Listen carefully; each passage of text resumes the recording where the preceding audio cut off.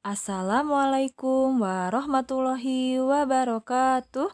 Dan Teteh, apa kabarnya hari ini? Mudah-mudahan dan Teteh dalam keadaan sehat walafiat. Kabar Ibu Arti, alhamdulillah luar biasa, tetap semangat. Allahu Akbar. Yes, yes, yes.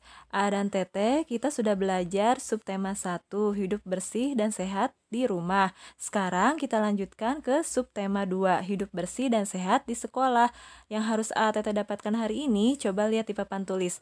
Bismillahirrohmanirrohim. Subtema 2 ini tentang hidup bersih dan sehat di sekolah. Apakah kamu sudah menerapkan sikap hidup bersih dan sehat di sekolah? Ayo ceritakan. Di sekolah Nina, hidup bersih dan sehat juga diperlukan diterapkan di sekolah. Semua warga sekolah harus menjaga kebersihan dan kesehatan lingkungan sekolah. Nina bertugas mengelap kaca jendela. Mary bertugas menyiram bunga. Deli membuang sampah ke tempat sampah. Pak Guru membuang sampah non-organik ke tempat sampah non-organik, yaitu sampah bekas botol plastik.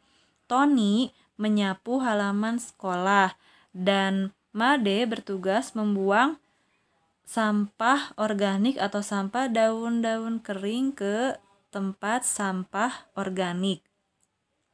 Pembelajaran 1, ayo membaca. Bacalah teks di bukumu pada halaman 28 dengan lafal dan intonasi yang tepat. Lafal yaitu membacanya dengan jelas dan intonasi itu tidak terlalu cepat membacanya, juga tidak terlalu lama. Setiap hari Jumat di sekolah Nina diadakan kegiatan Jumat bersih atau Jumsih. Seluruh warga sekolah melakukan kerja bakti. Lantai kelas disapu. Lantai kelas juga dipel. Lemari buku dibersihkan dari debu dengan kemoceng. Air di pas bunga juga diganti. Papan tulis dihapus. Kaca jendela dibersihkan menggunakan lap. Halaman kelas disapu menggunakan sapu lidi. Setelah dibersihkan, sekolah menjadi rapi. Lantai, meja, dan jendela tidak berdebu lagi. Setelah selesai, semua alat kebersihan disimpan di tempatnya. Sekolah menjadi bersih. Sekolah yang bersih membuat siswa nyaman belajar. Di sini Nina bertugas menyapu kelas, Deli bertugas mengepel lantai dengan lapel, Nina menyapu lantai dengan sapu, dan ini pengki ya untuk menyimpan sampahnya, mengambil sampahnya yang berserakan di lantai. Lani dan Tony bertugas membersihkan jendela kaca. Kemudian Mary bertugas memerapikan debu dari rak buku dengan menggunakan kemoceng dan mengganti air di pas bunga. Made bertugas membersihkan papan tulis. Semuanya bekerja sama membersihkan kelas. Nah, setelah kelasnya dibersihkan, coba amati. Menurutmu bagaimana suasana kelas tersebut? Apakah kelas Nina termasuk lingkungan yang bersih? Bagaimana ciri-ciri lingkungan yang bersih? Ayo ceritakan pengalamanmu. Ya, lingkungan kelas Nina termasuk kelas yang bersih ya. Suasana kelasnya bersih, nyaman. Kenapa termasuk kelas yang bersih? Karena ciri-cirinya ini tidak ada sampah berserakan di lantai ya. Ada keranjang sampah untuk membuang sampahnya. Juga ada penghapus, alat untuk menghapus papan tulis supaya papan tulisnya ini tetap bersih. Juga ada kain lap, kain untuk membersihkan debu dan kotoran sehingga meja dan jendelanya pun bersih. Nah, gerakan Nina yang membersihkan jendela itu dapat diperhalus menjadi gerakan menari. Contohnya gerakan kepalanya itu menoleh ke kiri dan ke kanan. Kalau gerakan tangannya itu dapat diayunkan ya. Kemudian gerakan kakinya melangkah ke arah samping kiri dan kanan ya. Tirukan gerakan-gerakan tarian di atas. Lakukan bersama-sama tanpa iringan musik. Nah, tapi dapat dilakukan dengan menggunakan alat musik ritmis atau sederhana. ATT bisa menggunakan marakas, gendang, atau tamborin. Contoh membuat alat musik marakasnya itu dari botol bekas yang diisi biji-bijian. Atau contoh drum dari botol kaca ya, botol kaca yang dipukul-pukul oleh pensil. Nah, di kelas juga tadi ada jendela ya. Ada jendela itu bentuknya segi 4. Banyak sisinya ada 4. Atas, samping kiri, samping kanan, bawah, samping kiri itu ada 4. Banyak sudutnya juga 4 ya. 1, di atasnya 2, di bawahnya juga ada 2 ya. Kemudian ada lap yang dilipat seperti segitiga. Banyak sisinya ada 3 ya. Samping kanan, bawah, samping kiri. Banyak sudutnya juga ada 3. Di atas dan di bawah, di atas 1, di bawah 2. Titik sudutnya juga ada 3. Di atas 1 dan di bawah 2. Sebutkan contoh benda lainnya yang berbentuk segitiga atau segi 4. Contoh segitiga ada itu penggaris berbentuk segitiga di kelas ya.